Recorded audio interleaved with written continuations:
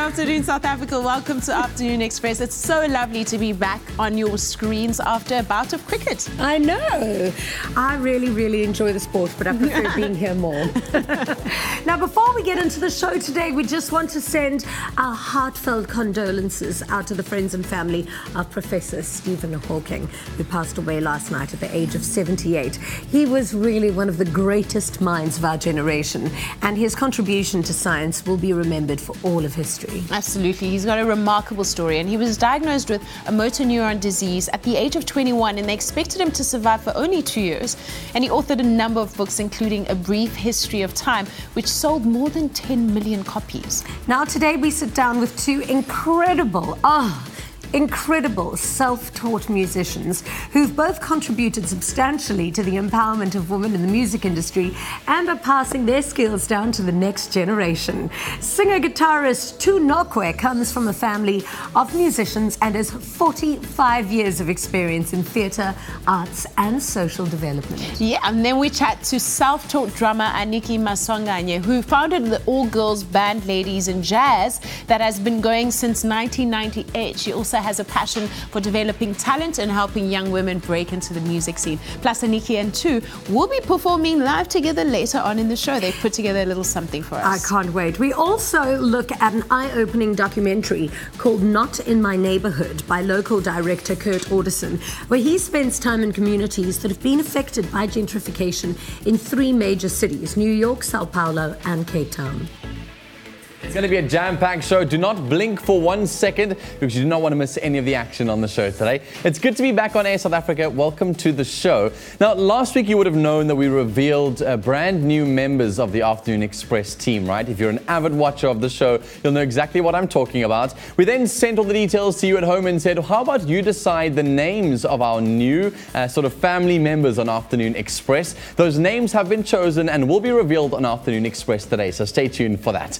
Now, make sure you obviously connect with us on social media throughout the show today. Today's guests truly are passing down their knowledge and skills to younger generations. So we want to know from you, which skills or talents have you received from your elders? You can tweet us those answers to @AfternoonChat. Remember the hashtag Afternoon Express on Twitter so we can find your comments there. Or you can find us on our Facebook page, post a comment on the post that's live there, and we'll love to read through all those comments during our ad breaks on the show. Now, such incredible guests on the show, but we have one more left to introduce, and she needs little introduction. This week, feel the goodness on Afternoon Express with Clover Crush. It's often the little things that have the biggest impact, and Clover Crush is spreading goodness by donating school shoes to 10,000 learners across South Africa in partnership with Smart Steps Shoes. Discover some of the beneficiary schools and meet the famous faces who'll be spreading positivity with Clover Crush. Watch Afternoon Express weekdays at 4:30 p.m. on SABC3. The stage is yours. Now we know our first guest as the Japanese South African TV host, actress, dancer and model sensation on our television screens. And not to forget a regular feature on the red carpet interviewing Hollywood's hottest stars. But Lala Hirayama has swapped out her heels in favor of school shoes. 10,000 to be exact, with the Clover #CrushGoodness campaign, who have made it their mission to spread a little dose of goodness to students in communities across South Africa. This amazing campaign is setting out to show that by adding a little dose of goodness every day, it has the power to change the world for better. And to help spread this goodness at schools, they've invited Lala Hirayama to be part of the Crush Goodness crew. Welcome to the Loft. Lovely to have you with us. Wonderful to be here. Thank you so much for that beautiful introduction. Oh, absolutely. It's a pleasure. So today you wrapped up the Crush Goodness campaign by going to the 12th school. Yesterday I had the opportunity to go to the 11th school. That's right. And where was the school that you went to this morning, and what was the atmosphere when you arrived? Well, so we went out into Belleville and we went to this incredible school. The kids there, you know, have seen things that most kids don't, have experienced hardships that at that age shouldn't have to. But you know, when I walked in there, just the energy and the smiles and the innocence, it was incredible. And to be part of it was actually more a blessing for me than I think maybe for the kids, because just to see that and to be part of it, I mean, you experienced that too. Look, I couldn't even get enough of those little faces. Like they were so hungry for knowledge, and they were so loving as well, and so welcoming. What made you want to be part of this campaign? Look, I think, you know, I've always tried to live by be the source. Be the source of love, be the source of happiness, be the source of kindness, because when you are, you can't help but receive it.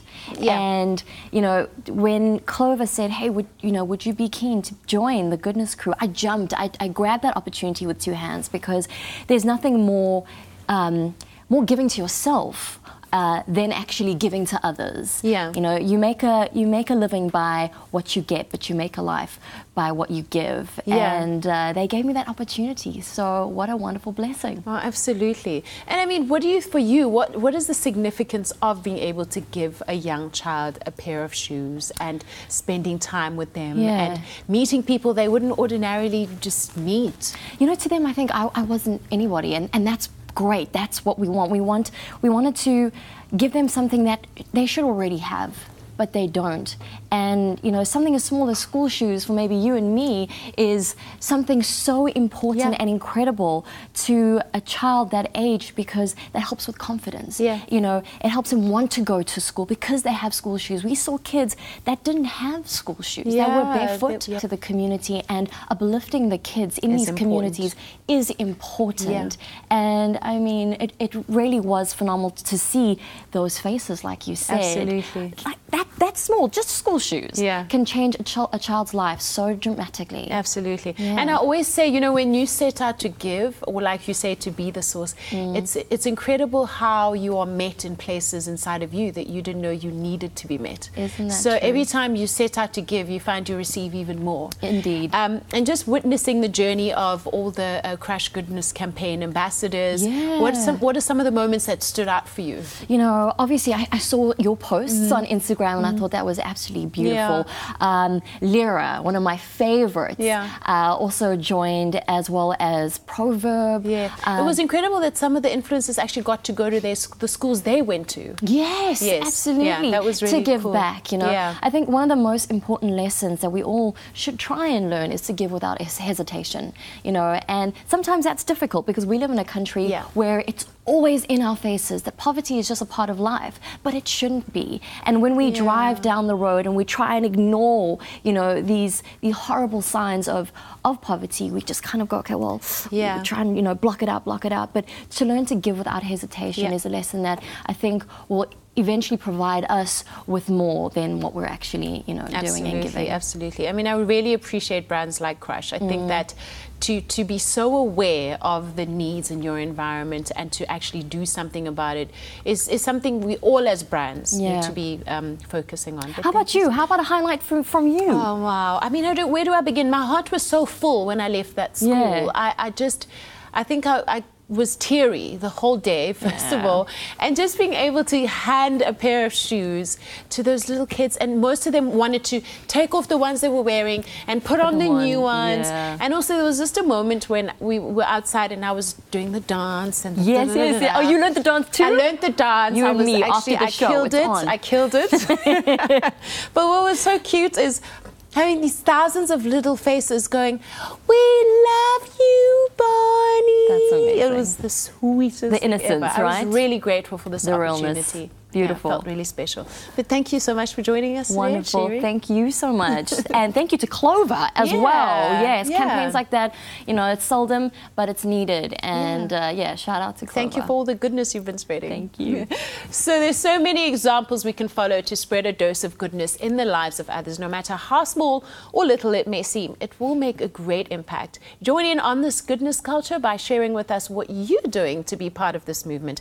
And don't forget to hashtag Crush Goodness. And coming after the break, we sit down with legendary actress, singer and guitarist Tu Nokwe. So stay right where you are.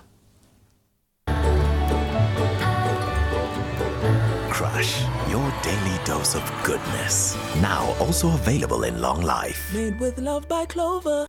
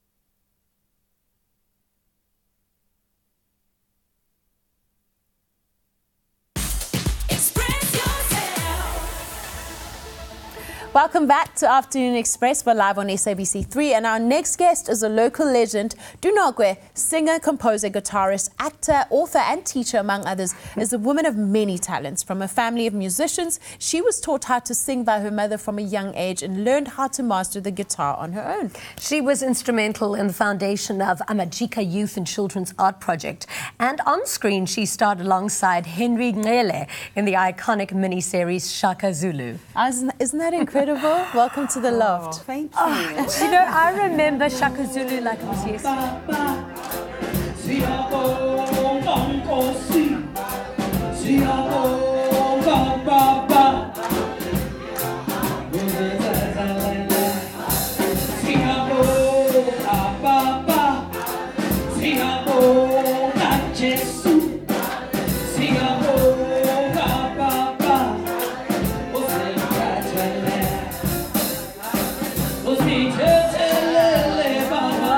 Afternoon Express, so lovely to have you here.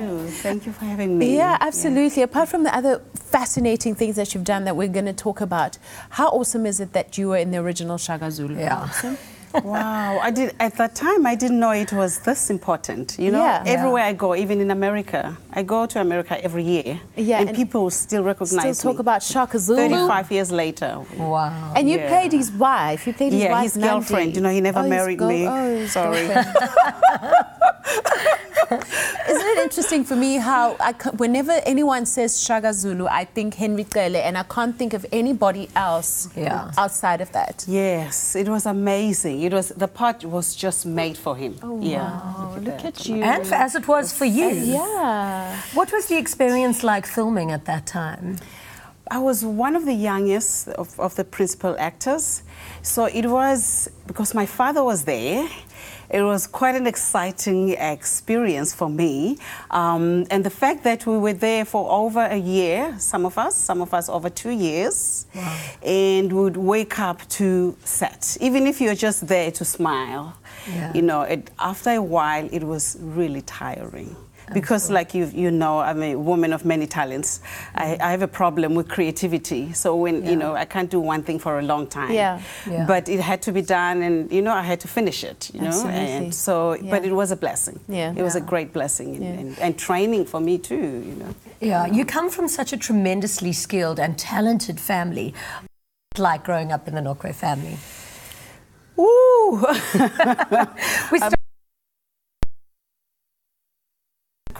Many times. It was like, my home was like Disneyland. Wow. Imagine a township that's like Disneyland. There were people who would come there almost every weekend, give actors. They slept there. Some people slept on the bus, some people slept outside the yard because Durban is warm. And it was nice watching those actors rehearsing their scripts, you know. I'll be walking around in my napkin or whatever.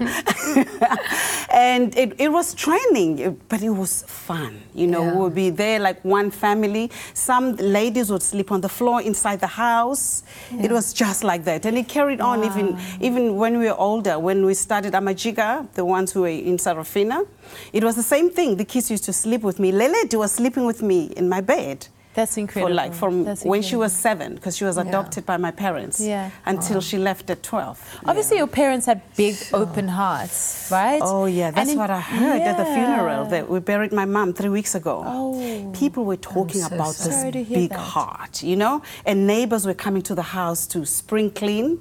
You know, it was so moving to watch and to listen. People saying how beautiful my mom was, how giving, you know, and the lessons that she's left for us. Absolutely. You know? You're a self-taught guitarist. Yes. Can you take us back to that first moment when you thought, I'm in love with this instrument, I'm going to teach myself how to play it? Because that takes quite a lot of discipline. Yeah, well, first it takes a crazy person to do that. Yeah. Because I saw an advert on some magazine. Yeah, it was a white girl holding a guitar and said, "This is what I want."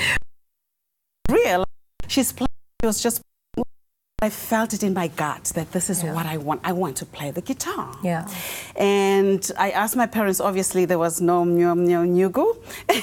And then what I did, I took 2 chairs. I was so determined and something was driving me from inside. Whoa. I took 2 chairs, I put them aside, one from each other, and then I took wool and I copied from my dad's tutor. And I took wool and a string to make the guitar. I took strings, and I learned the names of the notes, right? There are 6 notes. So I learned from E, I said, this is my E. This is my B, this is my G, this is my D, this is my A, this is my E on top, the bass one. And what I would do, I would look at how to position the fingers when you play a chord of C.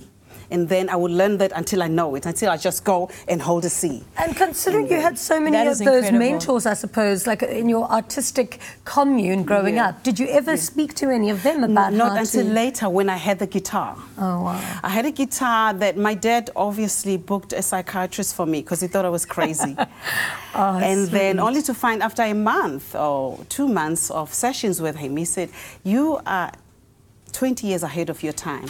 Because I was also doing yoga, you know, in the township. You were doing yoga? At the time, yeah. I was doing yoga religiously every day, morning and evening. How did you find out about yoga and how were you doing it? I found a book by Paramahansa Yogananda. And I learned there that it's good to help your body to center. I learned about chakras. So I looked, you know, and there was a woman, our neighbor, not far from the house, who was doing yoga in her home. And she was like a granny to me. That is amazing. And I would attend. So I watched the documentary about Yogananda. What an incredible human being. Yeah. Okay. Yeah. But then later on, then after I got my report from the psychiatrist, then my dad came home with a guitar. Because they told him all you need to do is to support this child. Because you don't want her to stop what she's doing. That's beautiful. Yeah. That's amazing. That's amazing. And now you're getting to mentor so many other children in KwaMashu. Tell us about the work that you're doing there. Oh, I wish I was still there doing that every day. But, you know, life takes us to the world. And like you saw, I was performing in America in January. I have to keep moving. But what I want to do now is to do exactly what we were doing during the times of Leleti and Deborah Fraser. They were attending at home every morning before school and every afternoon after school. But they would have to promise me that I have done something at home and tell me, well, before they enter the gate, I'm like, what did you do at home before you came here? Yeah. So because they wanted to be like Tu Nokwe, to be heard on the radio, to be seen on TV, then they would do things at home. And the parents are like, oh, my child is changing. What is happening at the Nokwes? So, you know, some of them, the parents would ask that they stay for the weekends and they would sleep there because obviously they were getting something right, you know? Yeah. But that was my life. That's the life I knew. Wow, that's amazing. That's beautiful. You are so beautiful. Yeah, your story is so inspiring. And you're going to perform a little bit later for us. Yes, I'm looking forward to that with Anniki. Oh my gosh. We can't wait. It's going to be a great performance at the end of the show. We heard them sound checking, and boy, oh boy, is it one to sit back, relax, and enjoy. It's good to be back on air. It seems lots of you are sharing those thoughts. On our social media platforms at the moment, we're asking you the question about the skills and talents that your families and your elders have shared with you that you've learned along the way. And Sfiso on our Facebook page says, my father's a guitarist and I grew up learning how to play guitar as well and treat others the way that I want to be treated. And then he said, welcome back, family. Hashtag Bonnie, Jeannie, and Danilo. Hashtag Afternoon Express. Then we got a cool one. I had to laugh at this. Techofatso, you were hilarious. She says, I'm definitely so good with singing and dancing. These talents both are natural and I cannot really tell where I inherited them from because, my family, I know. I love that. And then Jade said, I got my singing talent from my grandmother. She's an amazing singer and I love her so much. So it's good to see you sharing these thoughts and opinions because today's guests are doing great work in passing down their knowledge and skills to the younger generation. So please head over to our social platforms on Facebook, Twitter as well, and share with us which skills or talents you received from your elders. I'd love to read them out on the show and we'd love to hear from you. After the break, we're taking a look at a locally produced documentary that follows the lives of people in communities around the world that have been negatively impacted by gentrification. Plus, we asked you to help name our adorable new Afternoon Express family members, and we'll be revealing those results later, so stay right where you are.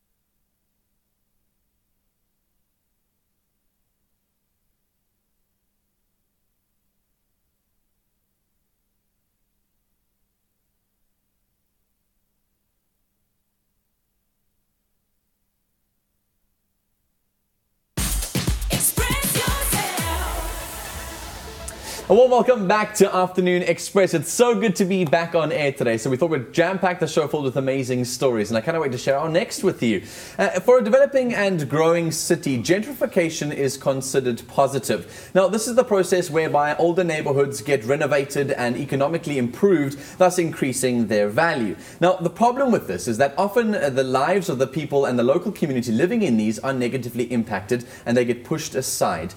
Not in My Neighborhood is a documentary that explores this concept in 3 major cities from around the world: Sao Paulo, New York, and obviously on Cape Town. My fondest memories are from here because I was a young man, so I remember most of it. The house itself was old, but it was ours. We loved it. Hy's almal memories wat 'n man sal vergeet. They called us one by one to convince us that we're all going to be out by the end of the month. Still today, we don't know who the owner is. Woodstock was a very homogeneous community. New people have come in, and like yeast, they're making the bread rise. We've been here for about 6 years now, and we've watched this neighborhood change completely. White girl and white guy sitting on the stoop, and they go, no, it's just different drugs. We got better drugs. We just got better drugs. They're building these high-rises. We don't have a sewage system to support them. I know we don't have an electric grid to support them. I'm born and bred in Brooklyn. I deserve to be in Brooklyn. Essa ocupação ela partiu a ideia e a necessidade do nosso pessoal. Não ocupa só por ocupar. Todo mundo está aqui por um objetivo, né? O movimento na minha vida ele marca muito, né? Aqui para mim, aqui significa luta, conquista e um passo ao sonho realizado. Esse é o primeiro passo, step by step. É isso? This is where I want to close my eyes one day and say, I've come back home. It's a beautifully, beautifully shot documentary, and we're joined now on the Afternoon Express today by one of the associated producers of the film, Crystal Alderson. Welcome to The Loft. Good afternoon, Dee, and thanks for having us on the show. Absolute pleasure. Thank you for producing documentaries like this, speaking about what's really going on in our country and in other different areas around the world. Let's first begin about why this particularly was a story you wanted to tell. Well, it's obviously my brother is the executive producer, Kurt Alderson, and I'm the journalist who thinks of the bigger and how to connect it to different stories. Of course, we are from Cape Town. My father was from Salt River. We then moved to Mitchell's Plain. So there was always some heritage or some story that we felt close to. And of course, we've seen over the past 5 years or so communities being forced to move out of Salt River. But of course, it's not just the story about Cape Town, it's a global story. Having traveled to New York several times, you see the same connections, the street corner shop moving when you go back to New York to see it. And then of course, we try to look at Brazil, which in many cases they say Cape Town or South Africa and Brazil have a lot of similarities. Our economies are very similar. Absolutely, and our people too. And I do think, you know, when you take the local and make it into a global story, there's certain connections you have. I'm sure. So let's quickly talk about that process of removing people from specific areas. It's not a forcibly removed scenario where you'd imagine like in a particular dictatorship, someone is trying to remove a particular portion of society out. It's just a natural process that happens with improving a district. Tell us about gentrification as a whole, for those who have not been exposed to the concept. Well, if we look at South Africa, for instance, Cape Town, and we look at certain neighborhoods, Salt River, Woodstock, or we look at Johannesburg, Maboneng, for instance, or Braamfontein. These have been communities where people have lived historically, whether you were a gardener, whether you were a teacher, or whether you were an up-and-coming young executive. It's always been a place and a home for all. What we've seen over the past few years is that those that have historically have lived in these communities are no longer able to afford it. Rentals become higher, suddenly, you know, some fancy new coffee shop opens and it just simply, people can't afford it. But so what we're trying to say, it's not just happening in Cape Town. It's happening in other global cities. It's happening in other parts of the world. So what is it? It's about those that have historically been living in communities, can no longer afford, and how we basically displaced people that have historically lived in communities. So obviously this documentary is there to tell those stories of those people. Tell us about the thread of these three very different regions in the world and the stories that came out of those, and what you're hoping people will take from those stories. I mean, to tell a global story, you know, it takes a lot of hard work and passion, commitment, and money, of course. And then to have territories like South Africa, Brazil, the US, you know, you have to have a passion. And so my brother Kurt was, of course, very passionate. I mean, I always say he's the marathon runner and I'm the sprinter. I'm a journalist. I want to see something now, and he sees the longer picture. So you have to have some passion and commitment to also follow stories, to find the right character. I mean, over the years, we shot so many different people in the different locations, different interviews, and it constantly changed. And so to be able to first, you know, be able to see the long road and then find that character to say, this is the person who's going to tell that story. And then following that person for 2 to 3 years. It becomes a long process.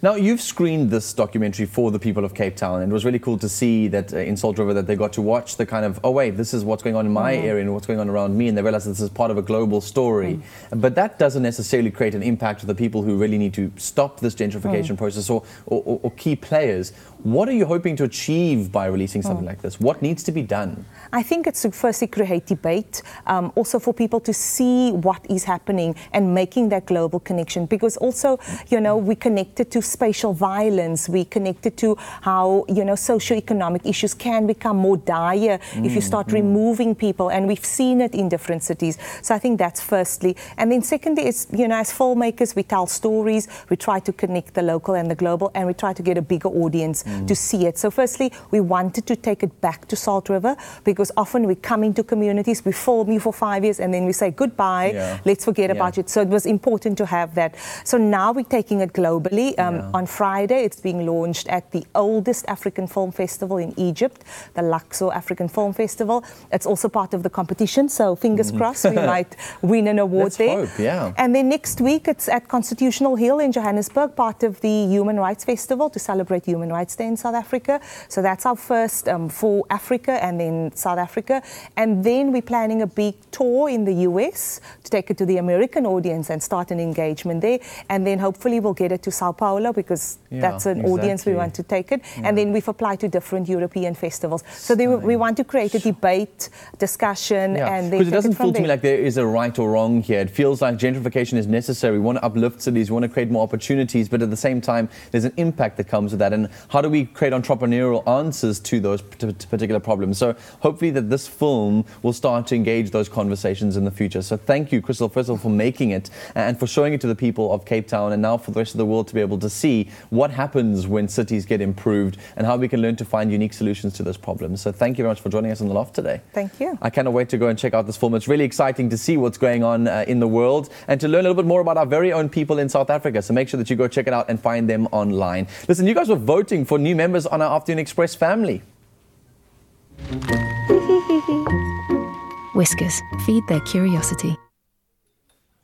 We had an amazing feedback from you at home with regard to what we should name our wonderful new fur babies who hang out with us in the loft. So thank you so much for all your suggestions and your comments. Now, besides the comments, we also took to the streets and parks of Cape Town to find out what people name their pets and what some of the stranger pet names are. Take a look at this. Buddy, but his registered name is Darth Vader. He's named after Rupert Bear, so he looks like a bear, especially when his hair grows out. I decided to call him after the Western Cape, so that's why I called him West. My dog's name's Domino, and I named him after a famous cat. My dog's name is Zozo. It's spelled as XOXO. Some of the funniest names I've ever heard is a French name for peanut, cacahuete. Catechus Finch. Puddles. I have no idea why, to be honest. It was a name for a cat. Seeing a huge dog with my name, Jessica, is kind of weird. For a kitten, I think I'd go with the name of a month, say August. Kitten I'll call Whiskas. I really like the name Nina. I think that's a cute name for a kitten. Journey, I find that name quite unique. For a girl kitten, I think Luna is nice. And for a girl dog, I think Daisy is nice. I'd have to get to know it before I could name it, because you can't just name an animal because of an idea you've got in your head. You've got to go with who the animal is. So again, we'd like to take this opportunity to introduce you to our beautiful baby girl Donut and our beautiful baby boy kitten Baxter. And besides following their journey right here on Afternoon Express, you also get to follow them on Instagram and check out what they get up to. Yep, they have their very own pages. So head over to Instagram and search The Adventures of Baxter and The Adventures of Donut for a fresh look at these adorable animals. We also have some winners to announce, and these two winners commented on the Facebook post with their choice of pet names. Congratulations to Lisha Govender, who are the winner of the Pedigree hamper, and Erna Volfak, you are the winner of the Whiskas hamper.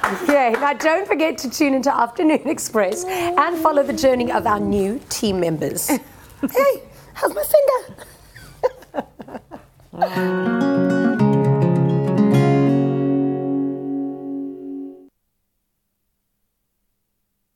Right, so lots to get through on the show today. I know you guys are just dripping with cuteness from seeing our new family members. And don't forget to head over to our Facebook page. We're asking you some cool questions over there to find out more about what your family members have taught you throughout the generations. So if you haven't commented yet, please get over to our Facebook page right now.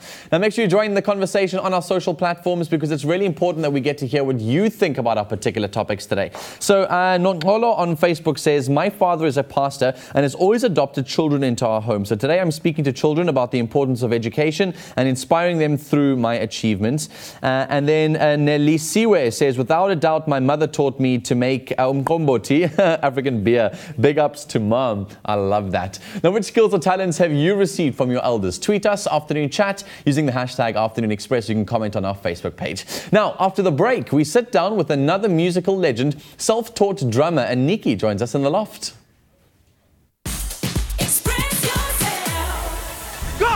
Next week on Tropika Island of Treasure, Maldives. It's another elimination round and tensions are high. There's a pedal on my face. Drama unfolds as teams are pushed to breaking point. I cannot be going home, but now my body's not allowing. And there's a slender twist that takes everyone by surprise. Yo, thanks. I never saw this coming. That's Tropika Island of Treasure, Maldives, Monday at 7:30 p.m. on SABC3. The stage is yours.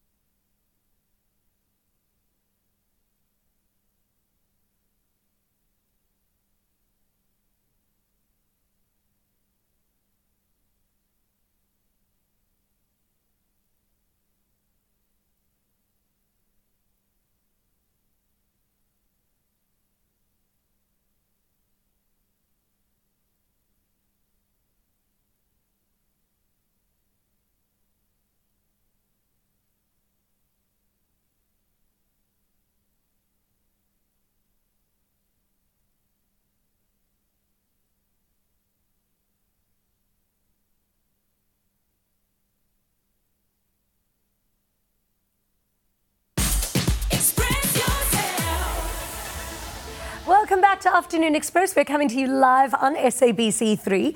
And now, earlier we sat down with legendary self-taught guitarist and singer Tu Nokwe. And now we're joined by another amazing, accomplished self-taught musician. Anniki Maswanganye started playing drums at the young age, and in 1998 she founded the popular all-girls band called Ladies in Jazz. She's also worked closely with Tu Nokwe over the years, and now she's a creative director of a show that features Tu Nokwe called the Women in Song Legacy Tour. Welcome to the Loft. Lovely to have you with us. Oh, thank you for having me. Yeah. Yeah. So, yeah, go for it. I remember a couple of years ago I went to the Lenny Kravitz concert, and as much as Lenny Kravitz is the sexiest thing in the world, I couldn't watch him because behind him was this female drummer. She's a short, tiny little black girl, and she's so short she was standing up playing the drums. But she was amazing, and I thought it's so rare to have female drummers. How did you and how did your love for drumming come about? Actually, I remember back then when I started, 1974. Yeah, yes, sure. Yes, back then. You were still in high school then as well, right? That's a topic for another day. Okay, actually, it was. I never thought I'd be a drummer one day. Yeah. But it so happened that I'm from a musical family where my brother was a drummer, and they came with a band one day. They slept over at our house, and they had to rehearse that night because the following day they would go to Limpopo. So now I watched the band, and I stood next to my brother who was a drummer. Then I said, when they finished rehearsing, I said, I think I can try my hands on the drums. So he said to me, do you think you can do it? I said, yes. So he gave me drumsticks. Then I made some noise. Then I said, I want to play drums. Wow. So I said, oh, okay, but it's not easy. I said, no, I'll learn. He said, okay, I'll give you a few lessons. And when I evaluate you and I'm happy about you, I'm going to buy you drum kit. Wow. So I did. I was playing all over things, tables, everything. Because so I was you would excited. just remember the rudiments? Yes, the few rudiments he gave me. Then he would supervise me, would come and do a review of little lessons that he gave me. And then he was impressed. In 1977, he bought me a white Tama drum kit. Wow. I remember that night, I couldn't sleep. I was making noise the whole night, Even at school, I was like impatient to say, when is the school coming out? Because I need to go rehearse. Whoa. So that's how all started. And so my brother was the basis. So it so happened that the whole band now, you know, it's complete of family members. And the drummers and the drummer and the bassist always works very closely together.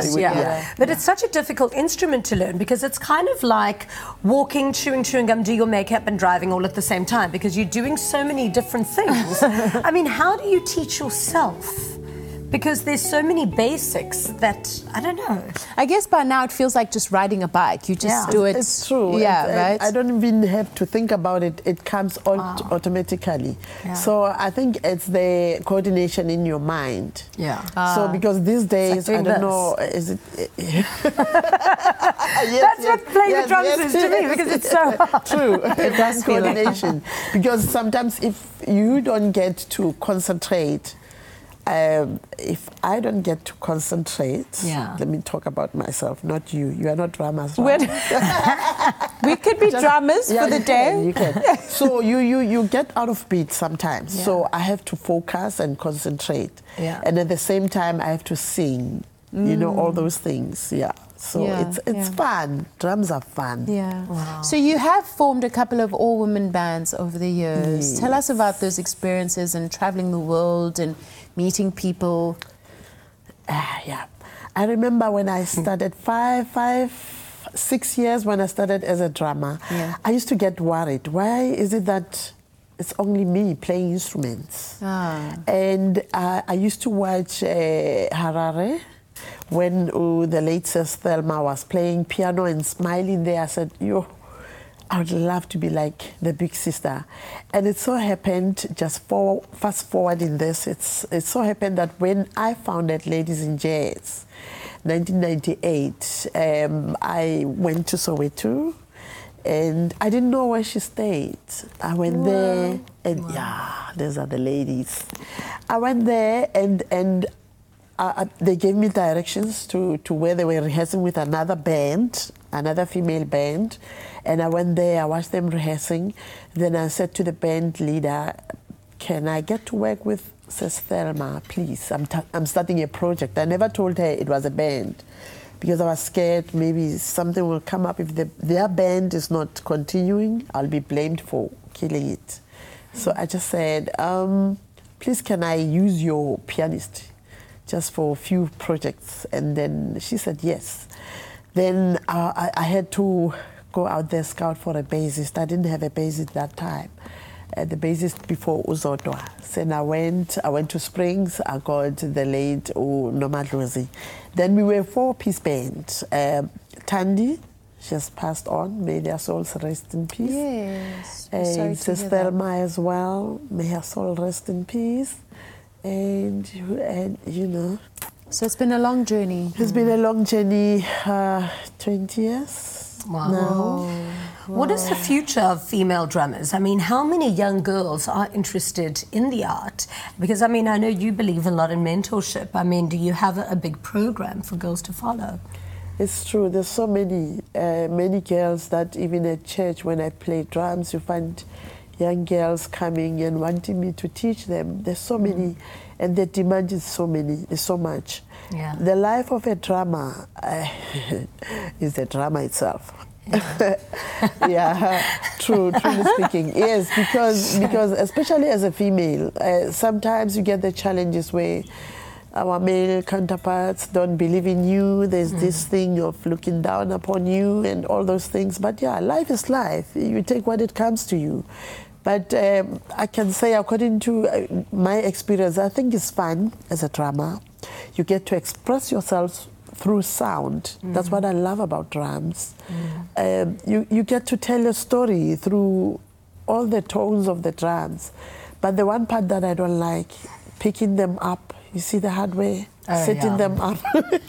I always complain. And they're quite precious. I mean, although they make a really loud sound, they're quite precious, and you have to handle them carefully. I love them. Give me drums every day, any day. Yeah. I'm fine. I'm fine with drums because, I mean, they are the driving force of the rhythm. Absolutely. What would you do without drums? Yeah. And so they keep time as well. Yeah. I couldn't help but notice that, you know, as you mentioned, the loss of some of your group members, that it's actually affected you, and it's something that you carry with you. Yeah. How did it impact your journey? And looking back, what has been your experience with that kind of loss? It hasn't been a good experience in terms of, you know, each and every member in the band does have their signature, their sound signature, something that they add on the band. And once we get to lose a member, let's say for an example, in the case of Tandy, who was the vocalist, even now, I haven't found someone who can really fill up that space. Wow. Not because there are none good singers, but I'm just looking for that particular voice texture that I need, the persona that she had, you know, the experience that she had. I know there are vocalists out there, but above all, I need to work with people who are sincere, who are loving, people who are not pompous, because I always said to my sisters at Ladies and Just to say, you know what, this is a learning institution. Don't come here and think I've done it all and I know, because I'm also learning. I recruit them because I want them to teach me how it's done these days. I come from the 70s. Music has evolved. So I need to learn from them. I need to build a family where women can be together. I need to build an empire where we can have our own recording companies, the empire of women, creative women. And I'm glad that the project that I'm working on now, Mother and Daughter Concert and Women in Song Legacy Tour, I'm using the drummer who saw me. Nozipo is just a crazy young drummer, and they're all young. The pianist, I use 2 pianists, and I use a saxophonist and guitarist. They're all young, and the vocalists as well, young ladies. Yeah, yeah. I'm so excited and I'm so inspired to work with them. Wonderful. Yeah. Yeah. That's wonderful. So That's really nice. exciting, yeah. Best of luck with your show. We're looking forward to hearing more about it. Yeah, sure. Thank you so much for being. And of course, you're going to perform a little bit later. I can't wait. And for the first time, we haven't played together.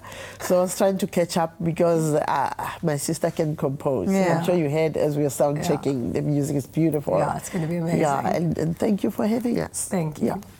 It's so good to hear about all these skills transfers. Speaking of, on our social platforms, we're asking you about what skills your elders have taught you.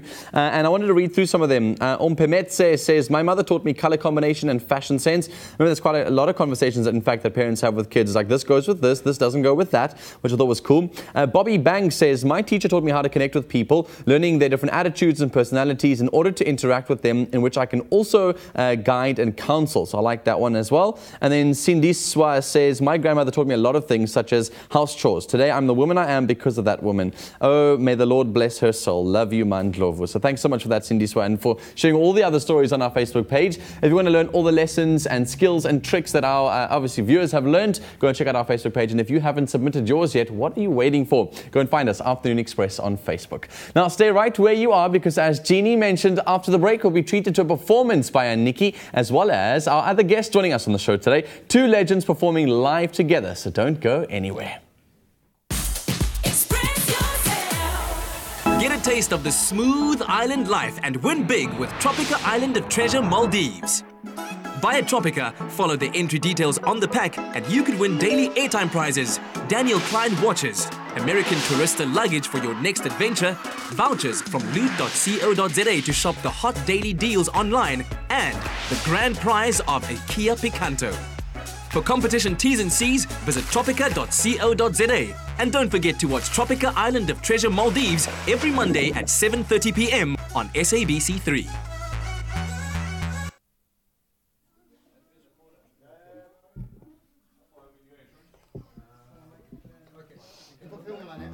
Umphefumlo. You forgot the pat. Ngayihlisa kancane. Yeah. No.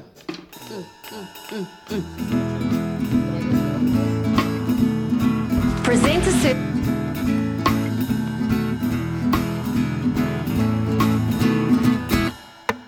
Ndinendaba nawe. Hey. Whoa. Yeah. Ndinendaba nawe umphefumlo wami ukhathazakile hlobo zami sengishiyile kungcono mina ndihambe ndiye ekhaya. What you say? Ndinendaba nawe bazalwane bami bandishiyile izihlobo zami sengishiyile kungcono mina ndihambe ndiye ekhaya. What you say? Ndinendaba nawe ndiyekeleni ndihambe ndodwa ndiye ngaphezulu kwamafu lobo ziphumla khona shup shup babarabaram pampa yahi babarabaram pampa. Oh, somebody. It's the group in Cape Town, or somebody. See your jive at your back, or somebody. See your group, yeah. See to the leg, go man. And somebody. See your jive at Cape Town, or somebody. See your group at your back, or somebody. See your group, yeah. See to the leg, go man. It's a junction where the town folks meet. Yeah, it's function. Get it, yeah, yeah, yeah, yeah, yeah. Shadow-ba-dum-boo-ba. Wee, shadow-ba-dum-boo-ba. Yeah, shadow-ba-dum-boo-ba.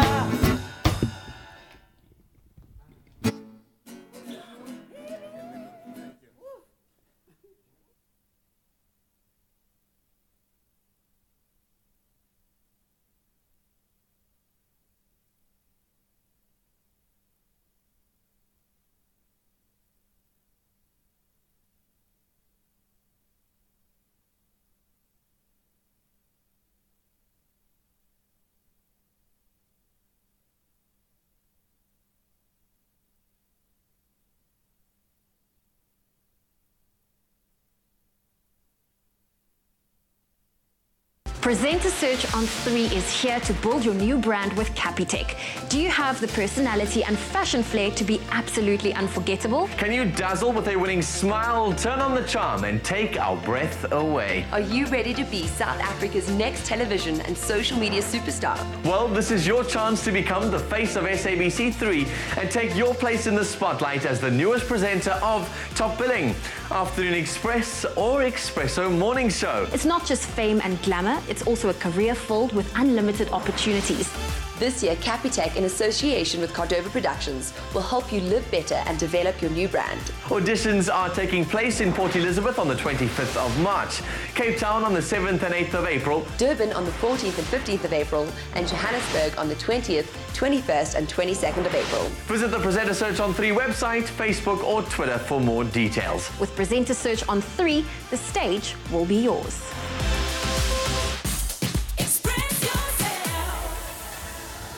Welcome back to Afternoon Express. Exciting times indeed. We're honored to have two musical veterans in our loft at the same time today. And what's even more is that they're about to perform live together. Here is Anniki Maswanganye and Tu Nokwe, and they're about to perform Umphefumulo Wami. How was the song inspired? My mom composed the song and she left us 3 weeks ago. So I just felt like I'm on TV and my mom is on TV in another world. Yes. Why not play her song? Because she never got to record it. Well, we can't wait to hear it, and it's an ode to your mother. Enjoy. Thank you.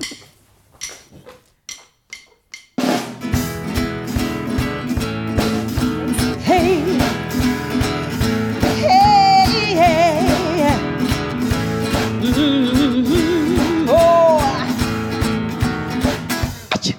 Andina ndaba nawe, hey, yeah. Oh, oh, hey, yeah. What do you say? Andina ndaba nawe, umphefumulo wami ukhathazekile. Sihlobo zami sengishiyile, kungcono mina ndihambe ndiye ekhaya. What do you say? Andina ndaba nawe, abazalwane bangishiyile. Sihlobo zami sengishiyile, kungcono mina ndihambe ndiye ekhaya. Talk to me. Andina ndaba nawe, ndiyekeleni ndihambe ndodwa, ndiye ngaphezulu kwamafu lobo ziphumla khona.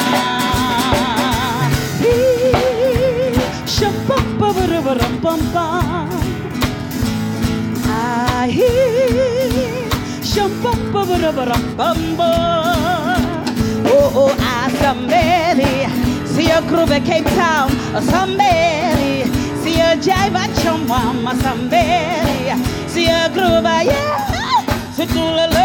Ngoma, somebody see a jive at Joe Back, somebody see a groove at Natala, somebody see a groove at Ngoma. It's a junction where the town folks meet, and it's function. Biddy, yeah, yeah, yeah, yeah, yeah.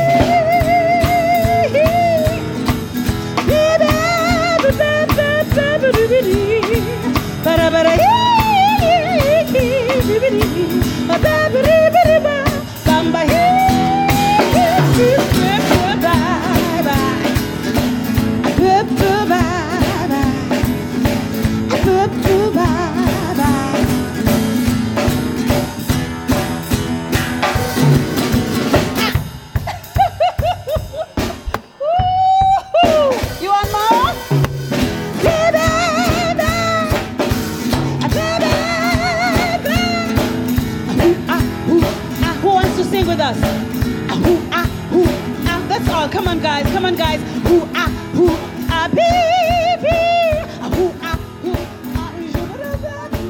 Afternoon Express, made with love by Clover. Another feel-good production.